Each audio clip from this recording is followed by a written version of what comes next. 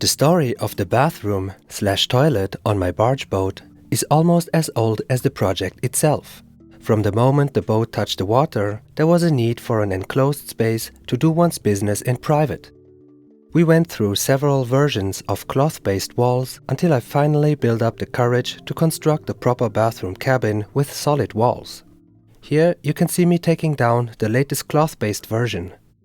I spent a long time thinking about the size and shape of the bathroom.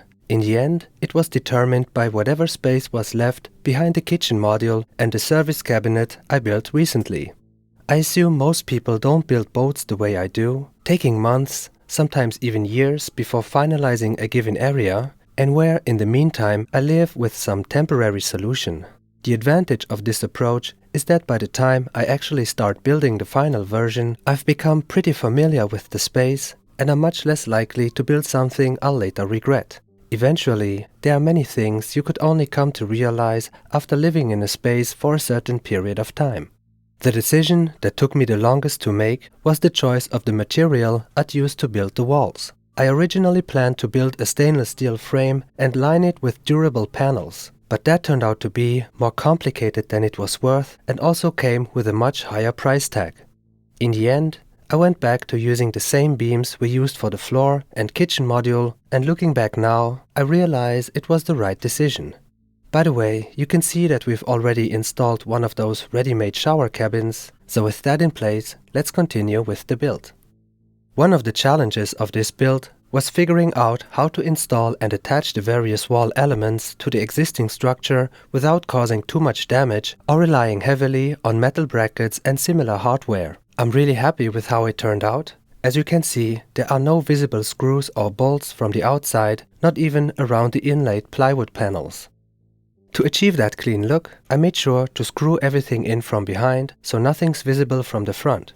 And in places like this, where that wasn't possible, I skipped screws altogether and used wooden dowels instead. These hold everything firmly in place while staying completely invisible.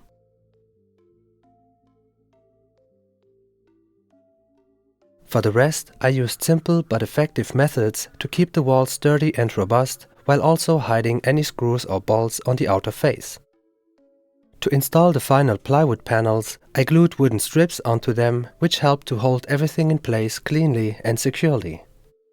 Here too, by using dowels, I was able to install the panels in a way that nothing is visible from the front. I built a very simple locking mechanism that allows the panels to be removed within seconds in case I ever need to access the areas behind them.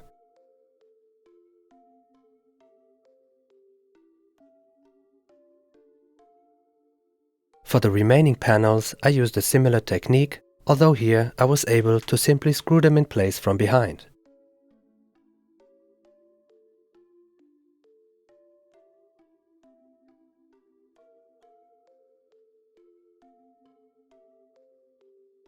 The last element I installed here is the sliding door. For this, I simply bought a ready-made kit from a well-known manufacturer. It comes complete with the small wheels that slide smoothly inside a rail. Next, I'm going to build a thin steel frame that will serve as our door. I'll put the pieces together with miter joints, then weld everything together, making sure the frame stays as straight and true as possible.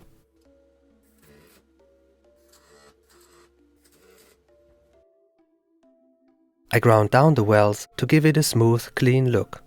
With that done, it was time for a quick test fit. The frame is suspended just a few millimeters above the floor, and after checking it fits nicely in the narrow space between the shower cabin and the wall, I can move on to the next steps.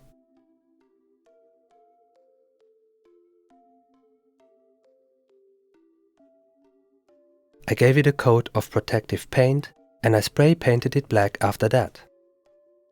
Then I just placed it on the door panel to see if everything fits properly. Next, I applied a strong adhesive to the backside of the frame and pressed it firmly onto the thin door panel, gluing the frame and the plywood plate permanently together. I had already drilled some holes, so I could rivet the brackets for the sliding door mechanism directly onto the frame.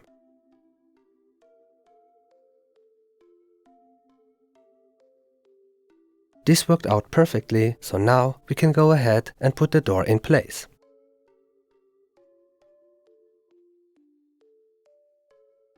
And with that, the bathroom looks pretty much finished from the outside.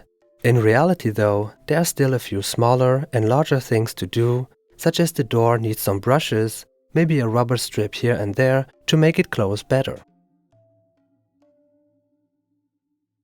I also need to add a ceiling inside the cabin, install lighting, and I want to set up an active ventilation system to help with humidity. And later, much later, I hope to install a tiny sauna. But to make that happen, I'll probably need to move the entire water system under deck and remove the service cabinet altogether. So, as you can see, the journey is far from over.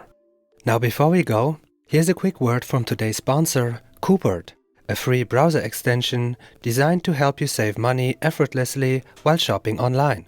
It supports Chrome, Edge, Opera, Firefox and Safari, and with 8 million active users, Coupert serves over 200,000 stores globally. Now let me show you Coupert's price comparison service. It's very fast and simple. First I install the extension. Next I'm looking for a product. Let's say I'm looking for a new magnetic core drill. Once I found it and go to that website, Coupert then provides me with a list of different shops that offer a better price, and in this way I'm sure to get the best price for a given item. So go ahead and install Coupert on your browser. It's absolutely free and a way for you to start saving instantly.